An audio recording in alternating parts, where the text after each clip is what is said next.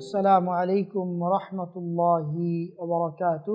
الحمد لله رب العالمين والصلاة والسلام على رسوله الأمين وعلى آله وصحبه أجمعين وبعد فقد قال الله تبارك وتعالى في كلامه المجيد وفرقانه الحميد ونفخ في الصور فصعق من في السماوات ومن في الأرض إلا من شاء الله ثم نفخ فيه أخرى فإذا هم قيام ينظرون وقال تعالى ومن ورائهم برزخ إلى يوم يبعثون وقال النبي صلى الله عليه وسلم يحشر الناس يوم القيامة على أرض بيضاء عفراء كقرصة النقي ليس فيها علم لأحد.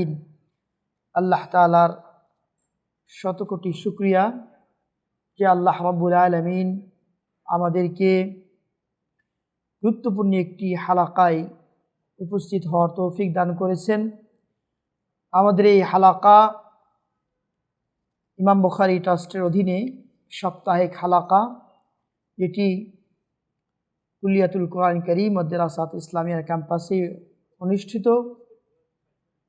এই হালাকায় আমরা সাপ্তাহিক বিভিন্ন বিষয় নিয়ে আলোচনা করে থাকি। আজকের আলোচনা গুরুত্বপূর্ণ একটি বিষয়ে মৃত্যু পরবর্তী বিভিন্ন স্তরের বর্ণনা। আমাদের কাছে দুনিয়াবী জীবন যেমন সত্য, তেমনি মৃত্যুও সত্য, এতে কোনো সন্দেহ নেই।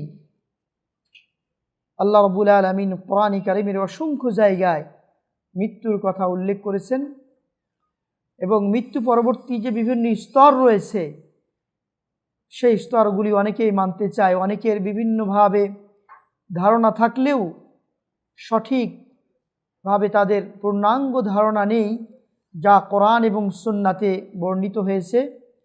আবার অনেকের ধারণা আছে যে বিভিন্ন কিসসা কাহিনীর মাধ্যমে তারা বিভিন্ন ধারণা পেয়েছে, অথচ আল্লাহ রাসূল সাল্লাল্লাহু আলাইহি ওয়াসাল্লাম তিনি বিশুদ্ধ হাদিসে মৃত্যু পরবর্তী যে বিভিন্ন স্তর সেই স্তরগুলির বর্ণনা তিনি সুন্নাতে দিয়েছেন। তো আল্লাহ রাব্বুল আলামিন তিনি কোরআন কারীমের যে বিভিন্ন জায়গায় মৃত্যু পরবর্তী বিভিন্ন স্তর বিভিন্ন স্টেপ রয়েছে, রাসূলুল্লাহ সাল্লাল্লাহু আলাইহি ওয়াসাল্লাম তেমনিভাবে তিনি তার বিশুদ্ধ সুন্নায় সেগুলি উল্লেখ করেছেন। এবং মৃত্যু পরবর্তী স্তর এটি পরকালের প্রতি যে ঈমান, আল ঈমান বিল ইয়াউমিল আখির।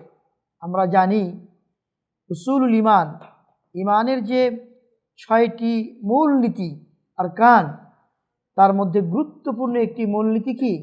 আল ঈমান বিল ইয়াউমিল আখির, পরকালের প্রতি ঈমান আনা। তো পরকাল শুরু হয় কখন থেকে? পরকাল শুরু হয় যে বাস্তব নিরিখে মানুষ যখন মৃত্যুবরণ করে তখন থেকে তার পরকাল শুরু হয়ে যায়। অনেকে বলেছেন দাফন করার পর থেকে শুরু। তো আমরা এই মৃত্যুর পরবর্তী বিভিন্ন স্তর নিয়ে আলোচনা করব ইনশাআল্লাহ। প্রথম স্তর হলো মৃত্যুবরণের পর যাকে দিয়ে মূলত শুরু হয় আমাদের এই এই স্তর, সেটি হলো খুরুজুর রূহ। রূহ যে আত্মা রয়েছে মানুষের এই বডিতে, এই আত্মা যখন বিচ্ছিন্ন হয়ে যায় তখন থেকেই এই জীবনের বা এই পরবর্তী স্টেপ শুরু হয়। তো খুরুজুর রূহ ওয়া সুউদুহা ইলা সামা, রূহ বের হয়ে যাওয়ার পরে এটা যে আসমানের দিকে উঠে যায় সে কথা আল্লাহ তাআলা কোরআন কারীমে উল্লেখ করেছেন এবং নবী সাল্লাল্লাহু আলাইহি ওয়াসাল্লাম তিনি তার সুন্নাতে উল্লেখ করেছেন। তো রূহ যখন বের হয় এরপর থেকে এই রূহটি কোথায় যায়, এখান থেকে যদি আমরা শুরু করি। এবং এই রূহ বা আত্মা এটি যে গ্রহণ করে তার সম্পর্কে তিনি একজন ফেরেশতা, তিনি একজন কি? ফেরেশতা। যদিও আমাদের সমাজে একটি কথা বলা হয়ে থাকে যে যিনি জান কবজ করেন তাকে আজরাইল নামে অভিহিত করা হয়। অথচ আল্লাহ রাসূল সাল্লাল্লাহু আলাইহি ওয়াসাল্লামের বিশুদ্ধ কোনো হাদিসে এ ধরনের নাম পাওয়া যায় না। আল্লাহ রাসূল সাল্লাল্লাহু আলাইহি ওয়াসাল্লামের বিভিন্ন বর্ণনায় যেটি এসেছে মালাকুল মউত, আমরা জানি কি মালাকুল মউত, যেই ফেরেশতা দায়িত্ব, যিনি মুআক্কাল বিল মউত, যিনি এই জান কবজ করার জন্য যাকে এই দায়িত্ব দেওয়া হয়েছে, তিনি জান কবজের দায়িত্ব তিনি পেয়েছেন। তো আল্লাহ রাসূল সাল্লাল্লাহু আলাইহি সাল্লাম বিভিন্ন হাদিসে উল্লেখ করেছেন যে কোনো মানুষ যখন মারা যায়, মানে তার রূহটা কবজ করা হয়, যে মালাকুল মউত আসার পূর্বে মানে ফেরেশতা আসে, যারা তাকে মানে মৃত্যু হওয়ার আগেই তারা প্রস্তুত গ্রহণ করেন এবং তাকে নিয়ে, এবং সে সময় জান্নাত থেকে কাফন তিনি কি করেন, নিয়ে আসেন। কি নিয়ে আসেন? জান্নাত থেকে কাফন নিয়ে আসেন। যে হাদিসটি সুনানে আবি দাউদে এসেছে, তেমনিভাবে মুসনাদে আহমদে এসেছে, তেমনিভাবে সুনান ইবনে মাজাতে এসেছে, সুনানে নাসাই। ইমাম আলবানী রহমাতুল্লাহ হাদিসটিকে তিনি তার তারগীব, সহিহুত তারগীব বা তারহিবে তিনি বিশুদ্ধ বলে আখ্যায়িত করেছেন। যে হাদিসের মধ্যে আল্লাহ রাসূল সাল্লাল্লাহু আলাইহি সাল্লাম স্পষ্ট করেছেন যে ইন্নাল আবদাল মুমিন ইযা কানা ফি ইকবালিন মিনাল আখিরা ওয়া ইনকিতাইন মিনাদ দুনিয়া, বান্দা যখন দুনিয়ার মায়া ত্যাগ করে পরকালমুখী হয়, তখন একদল ফেরেশতা, উজ্জ্বল মুখমণ্ডল বিশিষ্ট একদল ফেরেশতা আসে, যাদের চেহারা উজুহুহুম আশ-শামস, যেমন চমকাতে থাকে তাদের চেহারা, মানে সূর্যের মতো আলোকিত হতে থাকে। মাআহুম কাফনুন মিন আকফানিল জান্নাহ, যাদের কাছে কি থাকে? জান্নাতের কাফন তারা নিয়ে আসে, তাকে বসানো হয় এবং ওই মুহূর্তে কি করে? ফেরেশতা মালাকুল মউত আসে। মালাকুল মউত সম্পর্কে যেটি আমরা বললাম, আজরাইল বললেও বিশুদ্ধ কোনো বর্ণনায় এ ধরনের নাম পাওয়া যায় না, তবে মালাকুল মউত হিসাবেই তাকে অভিহিত করা হয়েছে। তো জান কবজের জন্য তার মাথার পাশে বসে আল্লাহ রাসূল বলছেন হাত্তা ইয়াজলিসা ইনদা রাসিহি। এই বিশুদ্ধ হাদিসে সুনান আরবার এই হাদিসে আল্লাহ রাসূল বলছেন যে মালাকুল মউত আসার পর ও মাইয়িত মানে মৃত্যু হওয়ার আগে, তার জান কবজের আগে তার মাথার পাশে বসে এবং বলে আইয়াতুহান নাফস আত-তাইয়্যিবা উখরিজি ইলা মাগফিরাতিন মিনাল্লাহি ওয়া রিদওয়ান। সেই ফেরেশতা বলে যে তুমি আল্লাহর ক্ষমা এবং সন্তুষ্টির দিকে তুমি কি করো? বের হয়ে যাও। তারপরে যেমন গ্লাস অথবা কোনো পাত্র থেকে যেমন পানি সর্বশেষ যেই পানি আপনার ফোঁটাগুলি আস্তে আস্তে আস্তে বের হয়, এইভাবে মানুষের আত্মা তার বডি থেকে কি হয়ে যায়? বের হয়ে যায়। ইয়াখুযুহা ফাইদা আখাযাহা লাম ইয়াদউহা ফি ইয়াদিহি তারফাত আইনিন হাত্তা ইয়াখুযুহা ফায়াজআলুনাহা ফি যালিকাল কাফন।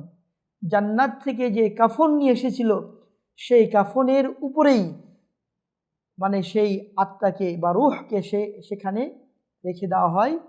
তারপরে তারা উপর দিকে উঠতে থাকে। কোথায়? আসমানের দিকে। আসমানের দিকে যখন যেতে থাকে তখন বলা হয়, তাদেরকে অভ্যর্থনা জানা হয়, সেই নাফসগুলিকে অভ্যর্থনা জানানো হয় রূহগুলিকে, এবং তাদের সুঘ্রাণ বের হতে থাকে। এক পর্যায়ে যখন ফেরেশতারা নিয়ে যায়, পরে ফেরেশতারা নিয়ে যাওয়ার সাথে সাথে তাদের জন্য জান্নাতের দরজা কি করা হয়? না, আসমানের সপ্তম আসমানের দরজা খুলে দেওয়া হয়।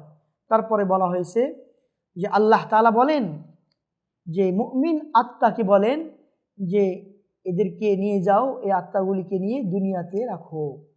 তারপর ফেরেশতা দুনিয়াতে নিয়ে চলে আসে। এখানে মুমিন আত্মার কথা বলা হয়েছে। হাদিসে আল্লাহ সাল্লাল্লাহু আলাইহি সাল্লাম যে কাফের আত্মা, মানে যেই ব্যক্তি ইসলাম গ্রহণ করেন নাই, যে করে নাই, ইসলামের দিক নির্দেশনা মেনে চলে নাই, তার আত্মার ক্ষেত্রে আসমানের দরজা খোলা হয় না। আসমানের দরজা না খোলা হলে ওই মুহূর্তে বলা হয় যে একে দুনিয়ার জমিনের সর্বশেষ জমিনে তাকে নিক্ষেপ করার জন্য আল্লাহ পাক অর্ডার করেন। তো এই হাদিসে স্পষ্ট এসেছে যে মুমিনের আত্মা আল্লাহ সাল্লাল্লাহু আলাইহি সাল্লাম বলেছেন যে তাকে দুনিয়ায় পাঠিয়ে দেওয়া হয়, কারণ তাকে দুনিয়ার মাটি দ্বারা তাকে সৃষ্টি করা হয়েছে, সেজন্য মাটিতেই অবস্থান করে। হ্যাঁ, কিছু বর্ণনা এসছে যে মুমিন আত্মাগুলি কোথায় থাকে, আমি সামনের দিকে যখন তাদের রূহ নিয়ে আলোচনা করব তখন আমি বলবো ইনশাআল্লাহ। তো আল্লাহ তাআলার কাছে যখন এই রূহগুলি ফেরেশতা মণ্ডলী তারা যখন রাখবে এবং সে ব্যক্তির রূহ যদি ভালো হয় তাহলে তাকে তখন দুনিয়াতে পাঠানোর আগেই আল্লাহ তাআলা অর্ডার করবেন যে এদেরকে জান্নাতে নিয়ে যাওয়া হোক, গিয়ে তাদের বাসস্থান কোন জায়গায় হবে এদেরকে একটু দেখানো হোক। তো আল্লাহ পাক এর দিক নির্দেশনা অনুযায়ী ফেরেশতারা তাকে সেই রূহকে নিয়ে যাওয়া হবে এবং সেখানে তাকে জান্নাতে তার বাসস্থান পরিদর্শন করানো হবে। এখন এই রূহ মানুষের বডি থেকে যে পৃথক হয়ে গেল, পৃথক হওয়ার পর ভালো আত্মা আর একটা কি খারাপ আত্মা, ভালো রূহ এবং আরেকটা যে রূহ যে মানুষ ভালো কাজ করে নাই, তো এই রূহগুলি কোথায় অবস্থান করবে এ ধরনের বর্ণনার ক্ষেত্রে একাধিক হাদিস পাওয়া যায়, বিভিন্ন হাদিসে বিভিন্ন দিক নির্দেশনা, কিন্তু আমরা সেগুলি যদি সূক্ষ্মভাবে আমরা দেখি তাহলে এর দিক নির্দেশনা হাদিসের মধ্যেই পাওয়া যায়। আরওয়াহুল মুমিনিন ফি ইল্লিয়িন, মুমিনদের রূহ কোথায়? ইল্লিয়িনে। ও আরওয়াহুল কুফার ফি সিজ্জিন, এবং কাফিরদের রূহ সিজ্জিনে। এখন ইল্লিয়িন কোথায় আর সিজ্জিন কোথায়, এগুলি সবগুলি মৃত্যু পরবর্তী বিভিন্ন স্তরের মধ্যেই এই সমস্ত বিষয়গুলি এসে যায়। তো আমরা যেটা বলছিলাম যে যখন মুমিন আত্মাকে নিয়ে যাওয়া হবে তখন তাদেরকে ইল্লিয়িনে রাখা হবে। একটি বর্ণনায় পাওয়া যায়। ইল্লিয়িন কোথায়? এটি হলো আরশে আযীমের নিচে সপ্তম আকাশে বা সপ্তম আসমানে, আর আরশে আযীমের উপরেই যেটি বলা হয়েছে আল্লাহ তাআলার অবস্থান, এটা বলা হয়ে থাকে। 2 নম্বরে কেউ কেউ বলেছেন আরওয়াহুল মুমিনিন ফিল জান্নাহ। তো জান্নাতটা কোথায়? আরওয়াহুল মুমিনিন ফিল জান্নাহ, তাহলে জান্নাতটা কোথায়? জান্নাতটার অবস্থান বলা হয়েছে যে আরশে আযীমের নিচে, আরশে আযীমের নিচে। তাহলে ইল্লিয়িন আর জান্নাতের অবস্থান পাশাপাশি। কেউ বলছেন যে ইল্লিয়িন জান্নাতের মধ্যে, আল্লাহ তাআলা ভালো জানেন। এখন সিজ্জিন, এবং আমরা আগের একটি উদ্ধৃতি পেলাম যে সিজ্জিনের মধ্যে কাফেরদের কি আত্মা। এখানে আরেকটি মত পাওয়া যায় যে আরওয়াহুল কুফার ফিন্নার, কাফেরদের রূহ কোথায়? জাহান্নামে, ফিন্নার। এখন জাহান্নাম কোথায়? তাহলে ক্লিয়ার হবে যে আসলে সিজ্জিনি কিনা। জাহান্নাম বলা হয়েছে বিভিন্ন হাদিসে, রাসূলুল্লাহ সাল্লাল্লাহু আলাইহি ওয়াসাল্লাম বলেছেন জাহান্নাম হলো তাহতা ফি আসফালিল আরাদিন সাবআ, 7 তবক জমিনের নিচে। আমরা একটা বর্ণনা জানি যে 7 তবক আসমান রয়েছে, আবার 7 তবক জমিন রয়েছে। আমরা তো জানি এটা, আমরা জানি না মান সারাকা মানারুল আরদ, যে ব্যক্তি কাউরি জমি চুরি করে নিবে, কেউ জমি দখল করে নিবে অবৈধ পন্থায়, অবৈধভাবে, আল্লাহ রাসূল বলেন যে তুফিকা আলাইহি তুফিকা ফি উনুকিহি 7 আরাদিন, 7 তবক জমিন তার গলায় ঝুলিয়ে দেওয়া হবে। এখানে তো একটা বর্ণনা পাচ্ছি কি 7 তবক জমিনের কথা। তাহলে জাহান্নাম কোথায়? হাদিসে এসেছে যে ফি আসফালি মিনাল আরাদিন সাবআ, 7 তবক জমিনের একবারে নিচে। তো আল্লাহ তাআলা যখন বলবে যে এই খারাপ আত্মাগুলিকে দুনিয়ার শেষ জায়গায় নিক্ষেপ করার জন্য ফেরেশতা মণ্ডলীকে আল্লাহ তাআলা আদেশ করবেন। তার এখান থেকে ক্লিয়ার হলো যে মুমিনদের আত্মা কোথায়? ইল্লিয়িন অথবা জান্নাতে। আর একটি বর্ণনা পেলাম যে কাফেরদের আত্মা সিজ্জিনে অথবা জাহান্নামে। এটা নিশ্চিত যে দুনিয়ার শেষ তবক, জমিনের যে সর্বশেষ তবক জায়গা, সেখানে তাদের কি করা হবে? রাখা হবে। আচ্ছা, কিছু কিছু বর্ণনায় যেমনটি ইমাম ইবনুল কাইয়িম রাহমাতুল্লাহ আলাইহি তার কিতাব রূহ কিতাবের মধ্যে উল্লেখ করেছেন, তিনি একাধিক জায়গা বা একাধিক মতের কথা উল্লেখ করেছেন। তিনি বলেছেন যে কবরের আশপাশে বিভিন্ন জায়গায় তারা কি করবে? অবস্থান করবে। কার? মানে মুমিন আত্মা কবরের আশপাশেই আল্লাহ তাআলা কি করবেন? ফিরিয়ে দিবেন। আবার কোনো কোনো বর্ণনা পাওয়া যায় যে উন্মুক্ত, বলা যায় রূহ মুরসালা, তাকে উন্মুক্ত রাখা হবে, তার যেভাবে যাওয়ার প্রয়োজন, যেভাবে ভালো মানে মনে করবে সেভাবে কি করবে? হাইথু শাআত, সে যেখানে যাওয়ার সেখানেই যাবে।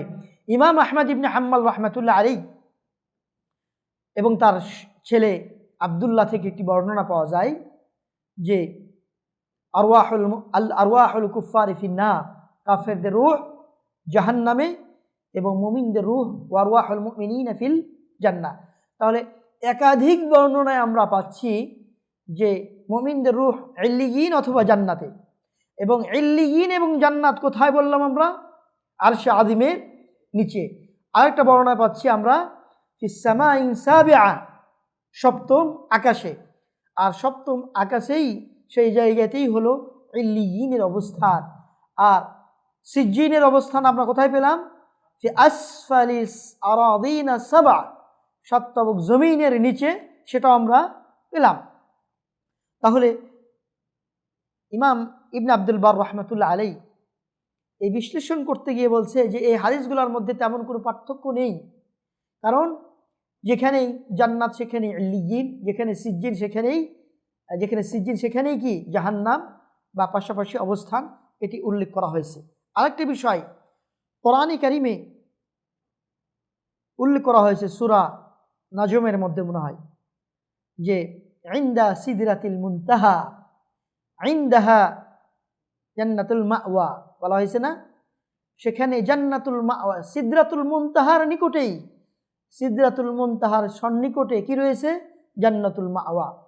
অনেক মুফাসসিরিন ইকরাম বলেছেন মাওয়া নামকরণ করা হয়েছে কেন? যেখানে আরওয়াহের অবস্থান, যেখানে আরওয়াহ রূহগুলি অবস্থান করে, সেই জন্য সেটা নামকরণ করা হয়েছে কি? জান্নাতুল মাওয়া। মাওয়া। তো এখান থেকে বোঝা যায় মুমিনদের মানে আরওয়াহ কোথায়? জান্নাতে, বা সেখানেই রয়েছে। আল্লাহ রাসূল সাল্লাল্লাহু আলাইহি ওয়াসাল্লামের একটি হাদিস রয়েছে কাব ইবনে মালিক থেকে, যেটি ইমাম নাসাই রাহমাতুল্লাহ আলাইহি, ইমাম আহমদ ইবনে হাম্বল রাহমাতুল্লাহ আলাইহি, ইবনে মাজাহ রাহমাতুল্লাহ আলাইহি তাদের সুনানের মধ্যে উল্লেখ করেছেন। আল্লাহ রাসূল বলেছেন ইন্নামা নাসামাতুল মুমিন তায়রুন মুআল্লাকুন ফি শাজারিল জান্নাহ। ইন্নামা নাসামাতুল মুমিন তায়রুন মুআল্লাকুন ফি শাজারিল জান্নাহ, মুমিনদের আত্মা তাদের কি করে দেওয়া হবে? জান্নাতের যে পাখিদের মধ্যে কি করে দেওয়া হবে? ফুঁকে দেওয়া হবে। আচ্ছা, সেখানেই তাদেরকে তায়রুন মুআল্লাকুন ফি জান্নাতের গাছে তারা কি থাকবে? তাদেরকে লাগানো থাকবে। আচ্ছা, হাত্তা ইয়াবআসুহুল্লাহু ইলা জাসাদিহি ইয়াউমা বি'সাতিহি, এমনকি জান্নাতীদের যে মানে তাদেরকে যখন পরবর্তীতে পুনরুত্থান করা হবে সেই প্রত্যেকটা বডিকে, তখন আল্লাহ তাআলা সেই বডিতে ফিরিয়ে দিবেন, এভাবে বর্ণনা এসেছে। এখন এই হাদিসের মধ্যে অনেকেই বলেছেন যে এটি যারা শহীদ হয়েছেন, স্পেশালভাবে যারা শহীদ হয়েছেন তাদের রূহকে এভাবে রাখা হয়েছে বা রাখা হবে, কিন্তু রাখা হয়েছে। কিন্তু ইবনুল কাইয়িম রাহমাতুল্লাহ আলাইহি বলছেন যে এটা শহীদদের ক্ষেত্রে এবং অন্যান্যদের ক্ষেত্রেও এটি প্রযোজ্য। আল্লাহ তাআলা বিশেষভাবে শহীদের আত্মাকে এভাবে রাখা হয়েছে জান্নাতে, বিষয়টি এমনটি নয়। তাহলে এখান থেকে ক্লিয়ার হয় যে তাদের কে ইল্লিয়িন রাখা হবে এবং যারা জাহান্নামী তাদেরকে সিজ্জিনে রাখা হবে। তারপরে আসছে যখন দান কবজ করা হবে, তারপরে সেই মুহূর্তে একটা অবস্থা হলো সাকরাতুল মউত, মৃত্যুর যে স্বাদ, যেটা সকল নবী এবং রাসূলকে কি করতে হবে? চাকতে হবে। কোরআনের আয়াত কুল্লু নাফসিন যায়কাতুল মউত, প্রত্যেক আত্মাকে মৃত্যুর স্বাদ চাকতে হবে। এখানে শুধু সাধারণ মানুষেরা মৃত্যুর স্বাদ চাকবে, অন্য কোনো অলিয়া উলিয়ারা নয়, অথবা নবী রাসূল নয়, অথবা অন্য কাউরি না, এমনটি নয়, বরং প্রত্যেককেই এটা কি করতে হবে? মৃত্যুর স্বাদ চাকতে হবে। আচ্ছা, রাসূলুল্লাহ সাল্লাল্লাহু আলাইহি সাল্লামের ক্ষেত্রে বলা হয়েছে, আয়েশা রাদিয়াল্লাহু তাআলা আনহা তিনি বর্ণনা করেছেন যে কোরআনের আয়াত যেখানে আল্লাহ তাআলা বলছেন ইন্না ওয়াজাআত সাকরাতুল মাউতি বিল হক যালিকা মা কুনতা মিনহু তাহিদ, যে তুমি মানে পলায়ন করতে চাচ্ছ যে মৃত্যুর থেকে, যালিকা মা কুনতা মিনহু তাহিদ, সেই মৃত্যু যেই যন্ত্রণাদায়ক, মানে মৃত্যু মানে যেখানেই মানে থাকো সেখানেই তোমার আসবে, এখানে থেকে পালাবার কোনো সুযোগ নেই। সুতরাং মৃত্যুর স্বাদ প্রত্যেককেই চাকতে হবে, এ কথা প্রমাণিত। আল্লাহ সাল্লাল্লাহু আলাইহি সাল্লাম নিজেও মৃত্যুর যে অবস্থা সেটা তাকেও গ্রহণ করেছে। আয়েশা রাদিয়াল্লাহু তাআলা আনহা বলেছেন যে আল্লাহ সাল্লাল্লাহু আলাইহি সাল্লাম যখন মৃত্যু মুহূর্তে যে শয্যায় শায়িত, তখন আল্লাহ সাল্লাল্লাহু আলাইহি সাল্লামের মৃত্যু আমি লক্ষ্য করেছি। তার যে কষ্ট, এই কষ্ট দেখার পরে পৃথিবীর কোনো মানুষকে আমি কখনো ভৎসনা করতে আমি চাই না। হয়তো অনেকেই মনে করবে যে এই মৃত্যুর যন্ত্রণা শুধু খারাপ মানুষের জন্যই হবে, আর ভালো মানুষের জন্য হয়তো হবে না, এরকম নয়। সকল মানুষের ক্ষেত্রেই এটা আসবে, ভালো মানুষ হোক অথবা খারাপ মানুষ হোক। ভালো মানুষের জন্য এই কষ্ট কেন তাদের জন্য রাখা হবে? এটা মুফাসসিরিন ইকরাম, হাদিসের যারা ব্যাখ্যা করেছেন, তারা বলেছেন আল্লাহ তাআলা তাদের সম্মান বৃদ্ধির জন্য এটা করতে পারেন। তাদের সম্মান, যে সম্মান দিয়েছেন তার চেয়ে আরও সম্মান বৃদ্ধির জন্য আল্লাহ তাআলা করতে পারেন। অন্যান্যদের ক্ষেত্রে তাদের যে গুনাহখাতা রয়েছে সেগুলি থেকে মুক্ত হওয়ার জন্য আল্লাহ তাআলা সেই মুহূর্তে যে সাকরাতুল মউত, এই অবস্থাটা আল্লাহ তাআলা সেটা সাধারণ মানুষের জন্য করতে পারে, যাতে করে সেখান থেকে ক্ষমা পেয়ে আল্লাহ তাআলা তার শান মর্যাদা আল্লাহ তাআলা কি করেন? বৃদ্ধি করেন, সেজন্য হতে পারে। তো মৃত্যুর যে কঠিন অবস্থা, এটি শুধু খারাপ মানুষের জন্য হবে, ভালো মানুষের জন্য হবে না, এমনটি নয়। ফাতিমা রাদিয়াল্লাহু তাআলা আনহা, আল্লাহ সাল্লাল্লাহু আলাইহি সাল্লামের মেয়ে, যখন মৃত্যু শয্যায় শায়িত, তখন তিনি কবিতায় আনাস ইবনে মালিক রাদিয়াল্লাহু তাআলা আনহু বর্ণনা করেছেন যে যখন আল্লাহ সাল্লাল্লাহু আলাইহি সাল্লাম মৃত্যু শয্যায় শায়িত, তখন তিনি কখনো কখনো তার জ্ঞান হারিয়ে যাচ্ছিল। তখন আয়েশা বলছেন ওয়াকারবাহ ফাকাল লাহা লাইসা আলা আবিকা কারবুন বাদাল ইয়াউম, আজকে যে তোমার পিতার যে কষ্ট নেমে এসছে, এরপর আর কোনো কষ্ট অনুভব করবে না। তারপরে আল্লাহ রাসূল সাল্লাল্লাহু আলাইহি ওয়াসাল্লাম বললেন যে ফির রাফিকিল আলা, তিনি আঙ্গুল দিয়ে উপর দিকে দেখিয়ে দিচ্ছিলেন। আল্লাহ রাসূল সাল্লাল্লাহু আলাইহি সাল্লাম তিনি কি, অর্থাৎ তিনি নির্ধারণ করেছেন বা তিনি চাচ্ছেন আল্লাহ তাআলার সান্নিধ্যে তিনি যেতে চান। এভাবে যখন তার মৃত্যু হয়ে গেল, তখন ফাতিমা রাদিয়াল্লাহু তাআলা আনহা তিনি কবিতা আকারে কিছু উক্তি পেশ করেছেন। সর্বশেষ ফাতিমা রাদিয়াল্লাহু তাআলা আনহা আনাস ইবনে মালিক, তিনি বলছেন, আনাস ইবনে মালিককে লক্ষ্য করে বলেছিলেন আতাবাত আনফুসুকুম আন তাহসু আলা রাসূলিল্লাহ, তোমাদের কেমন হয় যে আল্লাহ রাসূল সাল্লাল্লাহু আলাইহি ওয়াসাল্লামের কবরের উপর তোমরা মাটি চাপা দিচ্ছ। মানে তার কষ্ট মানে মেনে নেওয়ার মতো না, যে তার বাবা পৃথিবী থেকে তিনি চলে যাচ্ছেন, পৃথিবী ছেড়ে চলে যাচ্ছেন।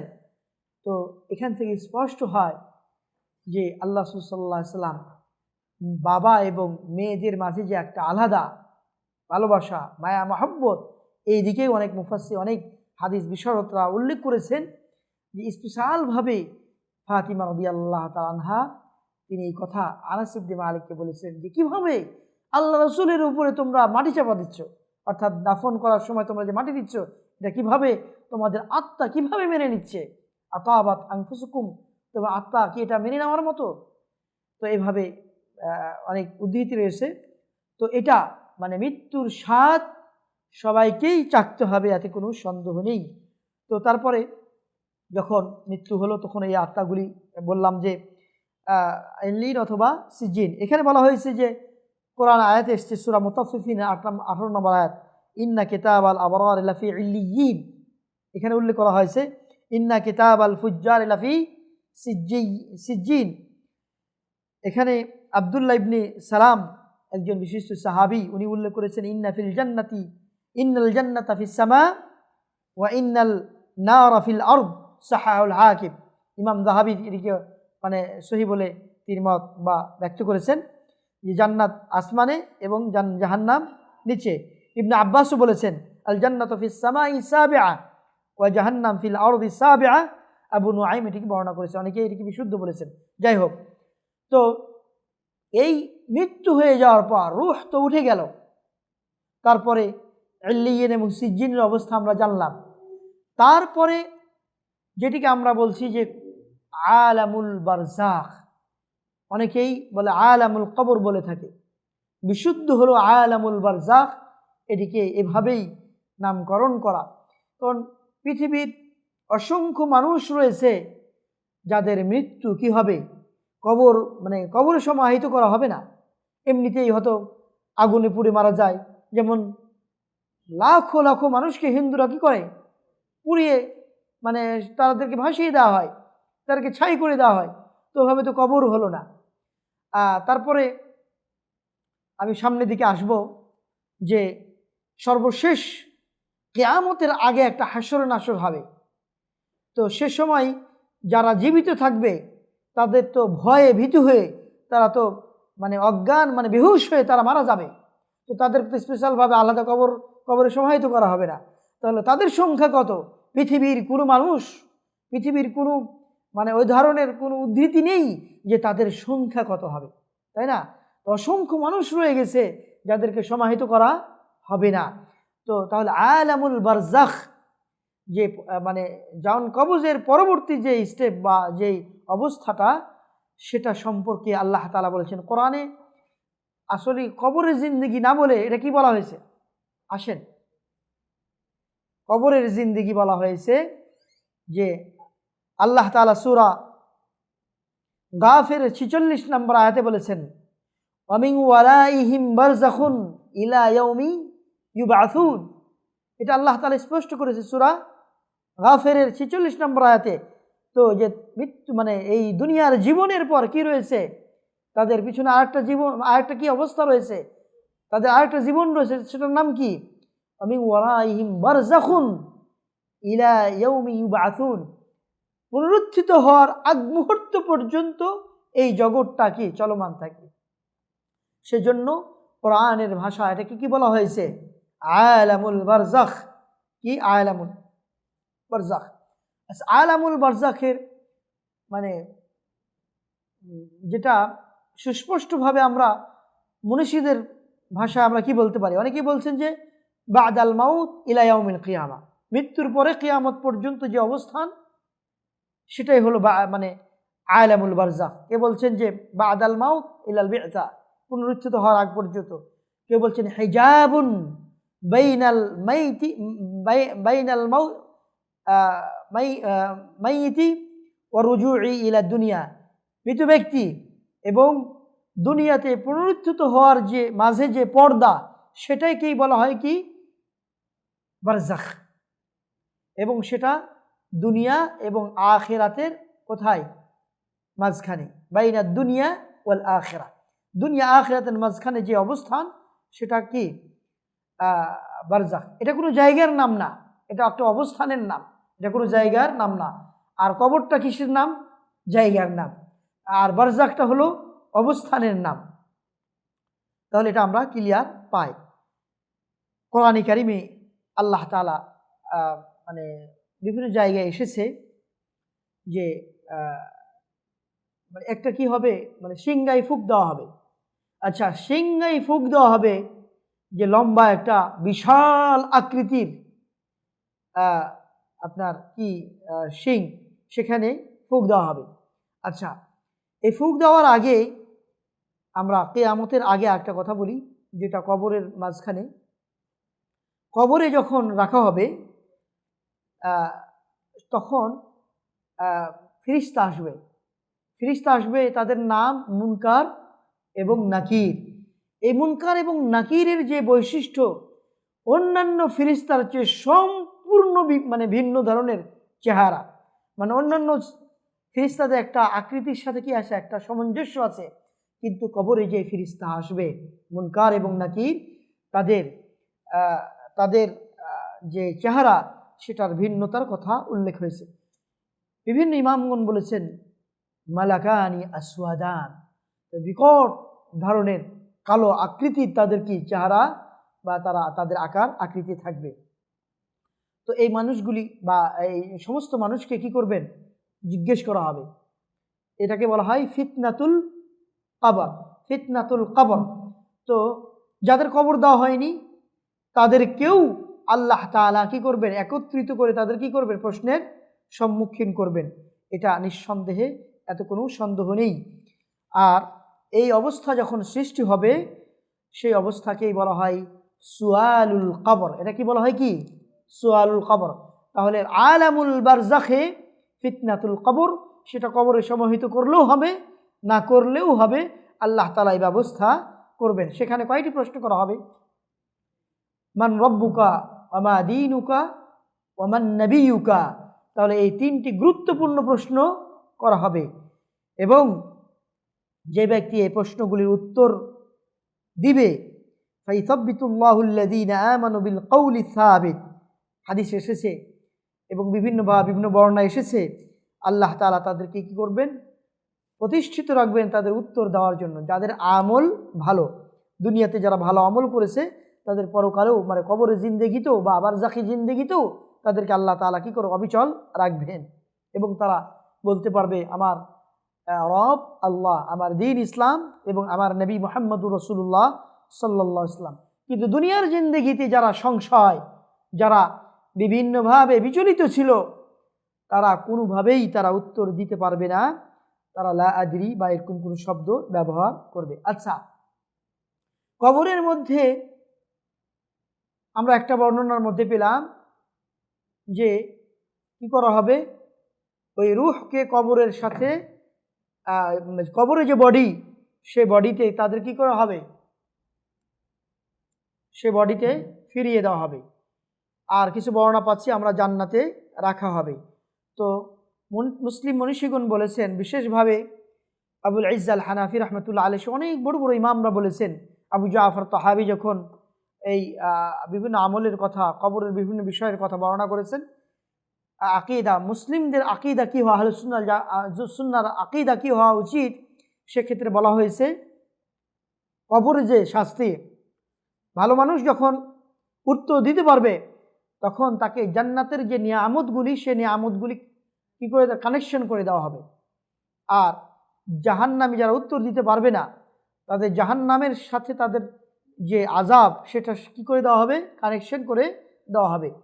তো যতদিন বা যতক্ষণ মানুষের রূহ, মুমিনদের রূহ জান্নাতে থাকবে, কেউ কেউ বলেছেন যখন আল্লাহর কাছে ওই রূহটা নিয়ে যাওয়া হবে,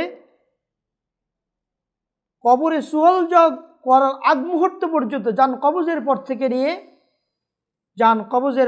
নিয়ে সুয়াল জব করা পর্যন্ত কি হবে, সুয়াল জব করা মানে কবরে ফিরিয়ে দেওয়ার আগ মুহূর্ত পর্যন্ত এই রূহ কোথায় থাকবে, জান্নাতে ঘুরে বেড়ার জন্য আল্লাহ তাআলা কি করবেন, রাখবেন। তো এখান থেকে বোঝা যায় যে এই নিয়ামত প্রাপ্ত হবে মানুষের রূহ জান্নাতে এককভাবে, জান্নাতে মানে কিয়ামতের আগে জান্নাতে এককভাবে, আর কবরের মধ্যে বডি, মানুষের যে শরীর এবং রূহ উভয়টা নিয়ামতে কি হবে, নিয়ামত তারা গ্রহণ করবে। আর কাফেরের রূহ এবং তার বডি তারাও কি করবে, শাস্তি পেতে থাকবে। আচ্ছা, যারা বলেছেন যে মুমিনদের রূহ জান্নাতের দরজায় বা কাছাকাছি থাকবে, এমন একটা মত পাওয়া যায়, তাদের কি বলেছে, যারা বলছেন যে রূহ এবং বডি কবরে তাদেরকে নিয়ামত দেওয়া হবে, তারা বলছেন ওই জান্নাতের ওই দরজা থেকে ওই রূহ কি পেতে থাকবে, মানে সে নিয়ামত পেতে থাকবে। কিন্তু যারা বলছেন যে কবরে থাকবে বডির সাথে, তারপর জান্নাত থেকে তাদের নিয়ামত কানেকশন করে দেওয়া হবে। সুবহানাল্লাহ। তো এভাবে বিভিন্ন বর্ণনা আমরা পাই। আল্লাহ সাল্লাল্লাহু আলাইহি ওয়াসাল্লাম বলেছেন যে আলে ফিরাউন সম্পর্কে, আন্নারু ইউরাদুনা আলাইহা গুদুওয়ান ওয়া আশিয়া, যেদিন কিয়ামত সংঘটিত হবে সকালে এবং সন্ধ্যায়, তাদেরকে আগুনে পেশ করা হবে। সকাল এবং সন্ধ্যা তারা কি করা হবে, আগুনে পেশ করা হয়। সকাল সন্ধ্যা তাদের বডি, তাদের রূহকে কি করা হয়, আগুনে পেশ করা হয়। সেদিন মানে আদেশ করা হবে, যেদিন কোনো গোত্র মানে কঠিন আযাবের কি হবে, সম্মুখীন হবে, তাদেরকে সেখানে কি হবে, ওয়ায়াউমা তাকুমুস সাআত আদখিলু আলা ফিরাউন আশাদ্দাল আযাব, সেদিন কঠিন শাস্তিতে তাদেরকে মানে দাখিল করা হবে বা অন্তর্ভুক্ত করা হবে। তো এখান থেকে বোঝা যায় যে অবশ্যই সকাল সন্ধ্যা মানে কবরে গেলেও তাদেরকে কি হবে, তাদের সে আগুনের কাছাকাছি তাদেরকে মানে প্রেরণ করা হবে। এখান থেকে বোঝা যায় আল্লাহ সাল্লাল্লাহু আলাইহি ওয়াসাল্লাম বলেছেন যে মানুষের রূহ, সে রূহও মানে নিয়ামত পাবে, তেমনিভাবে শাস্তিও গ্রহণ করবে রূহ, এতে কোনো সন্দেহ নেই। সর্বশেষ মানুষেরা যখন কবরে থাকবে অথবা বিক্ষিপ্তভাবে বিভিন্ন জায়গায় তাদের দেহটা যখন বিভিন্ন জায়গায় ছড়িয়ে পড়বে, যদি কোনো সাপ বিচ্ছুতে খেয়ে ফেলে, কোনো হিংস্র প্রাণীতে খেয়ে ফেলে, মাছের পেটে যদি চলে যায়, এভাবে যদি দুনিয়াতে দাফন করা হলে তার বডিটা যদি নিঃশেষ হয়ে যায়, তারপরে কিয়ামতের কাছাকাছি একটা স্টেপ হলো যে হাসর নাসর করা হবে। আমরা অনেকেই জানি যে হাসর নাসর করা হবে মরার পর আবার যখন মানুষেরা উঠবে, তাই না?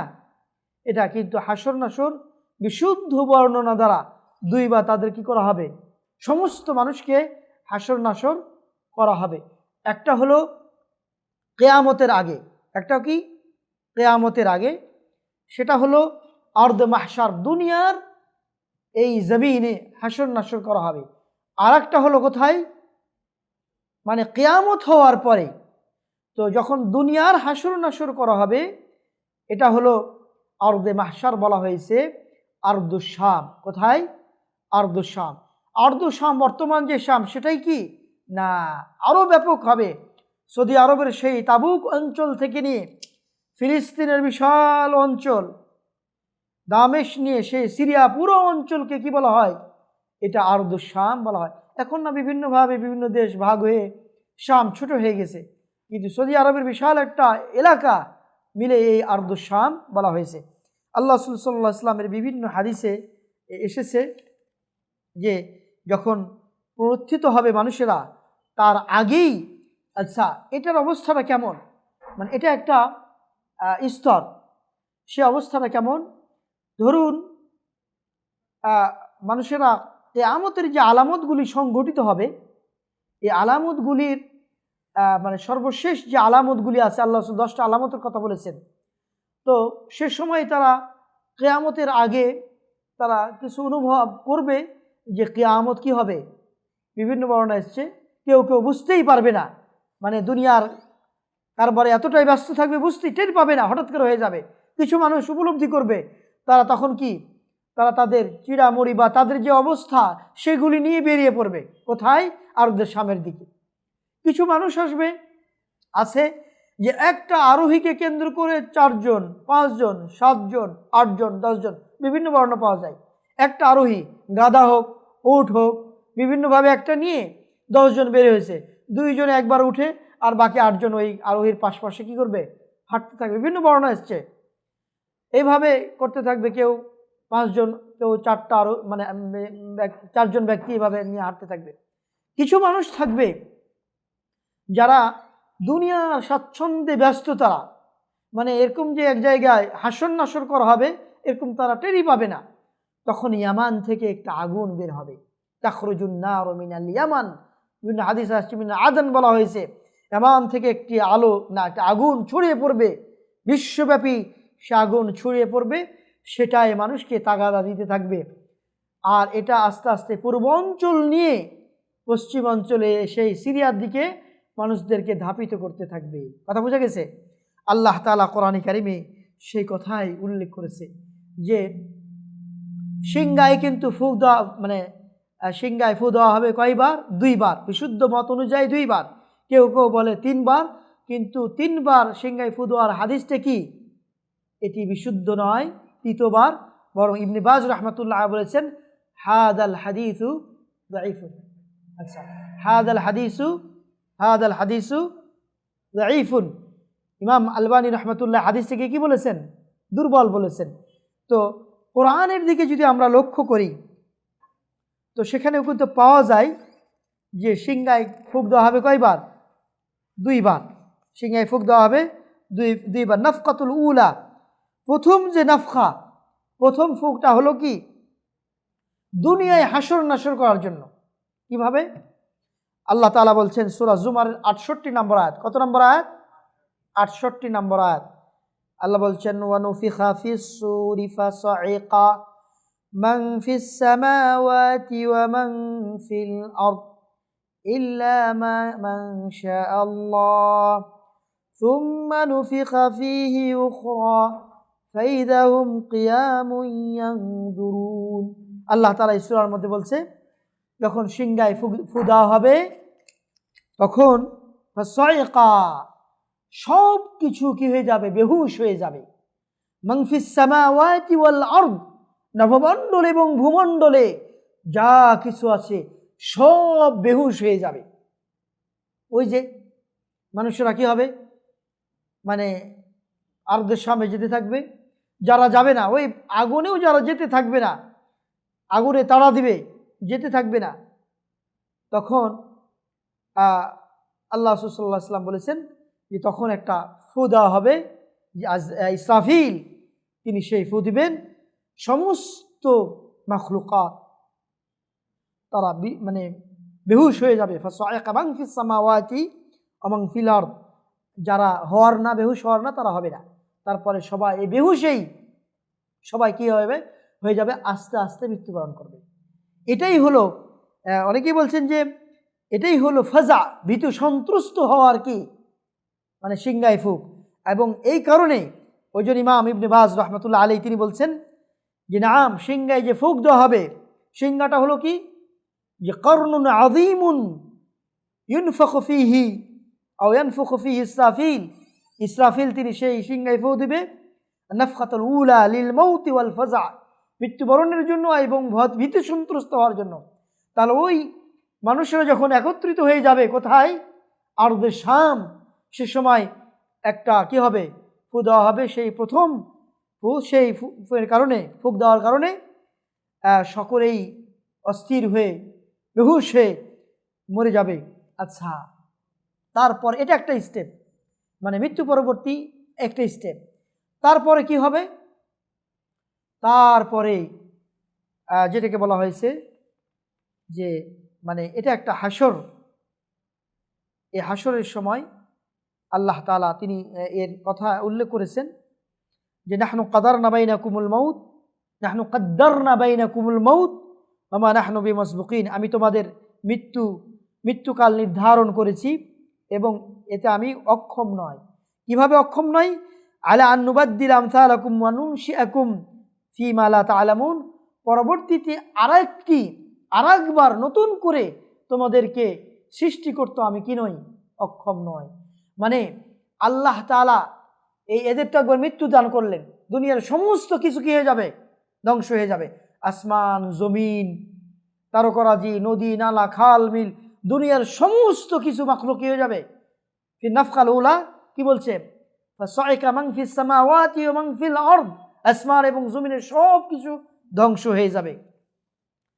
তারপরে বলা হচ্ছে যে আচ্ছা, এখানে একটা স্টেপ হলো যে সেই সময় আল্লাহ তাআলা পরকালের জন্য নতুন করে সব কিছু সৃষ্টি করবেন।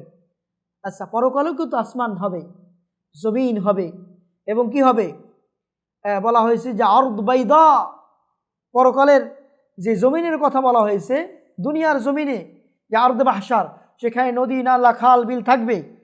আরদ মাহশার যেটা বললাম, বসে কাছাকাছি চলে আসে,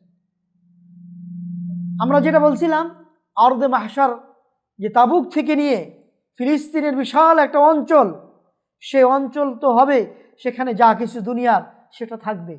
কিন্তু পরকাল যখন হবে, কিন্তু তার আগ মুহূর্তে আল্লাহ তাআলা সব কিছু কি করবেন, ধ্বংস করে দিবেন। এবং সেই সময়টাই বলা হয়েছে তারা জিসিরের উপরে উঠবে। কিসের উপরে উঠবে? জিসির।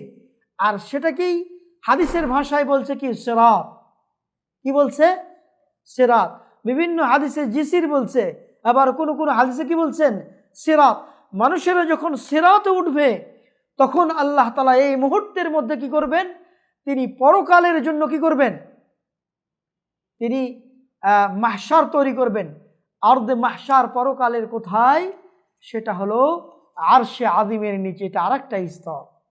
তাহলে আরদে মাহশার কোথায় হবে? আরশে আযিমের নিচে হবে, অনেকে বলেছেন। আচ্ছা, তো আরদে মাহশার যখন হবে, তখন কিন্তু দুনিয়ার ওই জমিন থাকবে না। তখন আর খাল বিল পাহাড়, আপনার উঁচু নিচু এই বিল্ডিং কিচ্ছু থাকবে না। সেজন্য হাদিসের ভাষায় বলা হয়েছে যে কেউ যখন কাউকে ডাক দিবে, প্রথম ব্যক্তি এবং শেষ প্রান্তের ব্যক্তি ওই ব্যক্তির ডাক শুনতে পাবে। কারণ কি, বাধা দেওয়ার মতো, মানে সমতল হবে, বাধা কোনো কিছুতে বাধা হবে না। তাহলে কি ক্লিয়ার যে দুনিয়ার আরদে মাহশার, পরকালে আরদে মাহশার ভিন্ন না। দুনিয়া আরদে মাহশারের মধ্যে আপনার ওই জমিন থাকবে, আসমান থাকবে, অমুক থাকবে, অমুক থাকবে, সব কিছু থাকবে। কিন্তু পরকালের আরদে মাহশারের মধ্যে সব কিছু নতুন। দলিল কি? পরকালে আরদে মাহশারের মধ্যে সব কিছু কি হয়ে যাবে, নতুন হয়ে যাবে। আল্লাহ তাআলা কোরআনে কারিমে বলেছেন যে আল্লাহ তাআলা কি করবেন, এটা চেঞ্জ করে দিবেন। এটা কি করবেন, নতুন করে আল্লাহ তাআলা আসমান দিবেন, নতুন করে জমিন দিবেন। এবং সেই কেউ কেউ বলছেন যে নাম ঠিক থাকবে, বৈশিষ্ট্য চেঞ্জ করে দিব, অনেকেই বলেছেন। তো অনেক ইমাম বলছে না, সব কিছু নতুন করে দিবেন, এতে কোনো সন্দেহ নেই। তো আচ্ছা, পরকালে যখন, বা পরকালের আগেই আমরা বলছিলাম আরেকটা আরদে মাহশার, কোথায় এটা? আরদে শাম। তো সে সময় মানুষরা মৃত্যুবরণের পর, তো যখন দ্বিতীয়, আচ্ছা সবাই কিন্তু কি হয়ে গেল, মৃত্যুবরণ করলো। সবাই মৃত্যুবরণের পর সবারই এখন এই যে সোয়াল জব, তারপরে আবার দ্বিতীয় যখন ফু দেওয়া হবে, সেটাই আল্লাহ বলছেন সুম্মা নুফিখা ফীহি উখরা ফাইদা হুম কিয়ামুন ইয়ানজুরুন।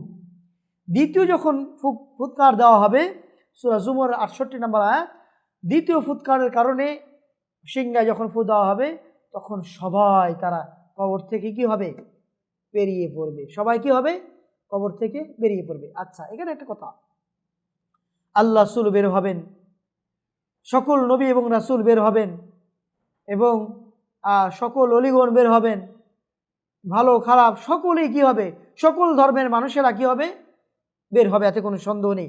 আচ্ছা, বের যখন হবেন তখন তাদের ধরনটা কেমন থাকবে? অনেকেই কিন্তু আমরা জানি না যে আসলে এই মানে অবস্থাটা কেমন হবে। আল্লাহ সাল্লাল্লাহু আলাইহি সাল্লাম হাদিসে আয়েশাতেও বলা হয়েছে, অন্যান্য হাদিসে এসছে যে ইহশারুন নাসু ইয়াউমাল কিয়ামাতি হুফাতান উরাতান গুরলা। মানুষেরা যখন কিয়ামতের দিন, এটা মানে সর্বশেষ হাসর, যেটা কিয়ামতের হাসর, কারণ কিয়ামতের কথা এসছে ইহশারুন নাসু ইয়াউমাল কিয়ামা, কিয়ামতের দিনে যখন হাসর নাসর হবে, কি হবে, যে হুফাতান, নগ্ন পায়ে, মানে জুতাবিহীন, স্যান্ডেলবিহীন, ওয়া উরাতান, বস্ত্রবিহীন, নগ্ন অবস্থায়, ওয়া গুরলা গায়রু মাখতুনিন, মানে আপনার খাতনাবিহীন, কোনো কাপড় চোপড় থাকবে না, কোনো জুতা স্যান্ডেল থাকবে না। আপনার এই অবস্থায় কি হবে, মানুষ বের হবে। কোনো নবী, কোনো রসুল তারা কি হবে না, মানে এই কাপড় পরানো অবস্থায় থাকবে না। আয়েশা রাদিয়াল্লাহু তাআলা আনহা জিজ্ঞেস করেছিলেন যে মানুষেরা কি একজন আরেকজনের দিকে দেখবে না? তখন বলছেন যে এমন ভীতি সন্ত্রস্ত অবস্থা থাকবে, কেউ কারোর দিকে তাকানোর কোনো কি থাকবে না, সুযোগ থাকবে না। মানে তিনি বাস্তব রেখে তিনি প্রশ্ন করেছিলেন। তো এইভাবে হাসর নাসর করা হবে। সর্বপ্রথম কিয়ামতের ওই অবস্থা, এটা একটা অবস্থা, সে অবস্থায় কি করা হবে, কাপড় পরানো হবে। সর্বপ্রথম কাকে কাপড় পরানো হবে? সর্বপ্রথম আল্লাহ তাআলার পক্ষ থেকে একজন নবী এবং রাসূলকে কি করবেন, কাপড় পরাবেন। সেটা হলো ইব্রাহিম আলাইহিস সালাম। ইব্রাহিম আলাইহিস সালামকে কি করা হবে, বস্ত্র পরিধান করা হবে। এটি বিভিন্ন হাদিসে এসেছে, এটি কি হয়েছে, বিভিন্ন হাদিসে এসেছে। তো অনেকে বলছেন কেন ইব্রাহিম আলাইহিস সালামকে কাপড় পরাবে আমাদের নবীজি থাকতে? নবীজি সকল নবীদের মধ্যে বলা হয়েছে উলুল আজমি মিনার রাসূল, নূহ আলাইহিস সালাম, ইব্রাহিম আলাইহিস সালাম, মূসা আলাইহিস সালাম, ঈসা আলাইহিস সালাম এবং আমাদের নবী মুহাম্মদ রাসূলুল্লাহ সাল্লাল্লাহু আলাইহি ওয়াসাল্লাম। অনেক মুফাসসিরিন বলেছেন যে ইব্রাহিম আলাইহিস সালামকে যখন ওই আগুনে নিক্ষেপ করা হয়, তার কওম তাওহীদের দাওয়াত দেওয়ার জন্য, ওই মূর্তি তাদের বিরোধিতা করার জন্য, তার বাবাও তার বিপক্ষে দাঁড়িয়েছিল। তো ওই সময়ে অনেক বিভিন্ন বর্ণনা এসছে যে তাদেরকে বস্ত্রহীন, তাকে বস্ত্রহীন অবস্থায় সমস্ত মানুষের সামনে তাকে কি করা হয়েছিল, আল্লাহ তাআলা ভালো জানেন, তাকে সেখানে বিবস্ত্র করে পাঠানো হয়েছিল। তখন আল্লাহ তাআলা তার সম্মানে দুনিয়াতে সর্বপ্রথম তাকে কি করা হবেন, তাকে করবেন বস্ত্র পরিধান করবেন, যে তাওহীদের দাওয়াতের জন্য তিনি কি হয়েছেন, আল্লাহ কর্তৃত্ববাদ প্রতিষ্ঠার জন্য তিনি নির্যাতনের শিকার হয়েছিলেন, সেটা তিনি তাকে সম্মানিত করবেন। সেটা কি করবেন, সম্মানিত করবেন। আমরা যে দিন মানছি এটা মিল্লাতে আবিনা ইব্রাহিম আলাইহিস সালাম, আমাদের যে জাতির পিতা, যিনি আমাদেরকে মুসলমান নামকরণ করেছেন, তো তিনি যেই তাওহীদ প্রতিষ্ঠা করেছিলেন বা তার প্রত্যেকটা নবী, সেই নবীর দিক নির্দেশনাই মূলত নবী মুহাম্মদ রাসূলুল্লাহ সাল্লাল্লাহু আলাইহি সাল্লাম প্রতিষ্ঠা করেছেন, এতে কোনো সন্দেহ নেই। তাহলে আমরা সিংগাই ফু দেওয়ার ব্যাপারটা আমরা পেলাম দুইটা। হাসর নাসর কয়বার, দুইবার, একবার দুনিয়া এবং একটা কি আখিরাতে। এই আখিরাতের আর একটা ভয়ঙ্কর অবস্থা, সেটা হলো আশ-শাফাআতুল উযমার মুহূর্তে, যে নবী সাল্লাল্লাহু আলাইহি ওয়াসাল্লামকে কি করা হবে, শাফাআতের দায়িত্ব তিনি কি হবেন, প্রাপ্ত হবেন।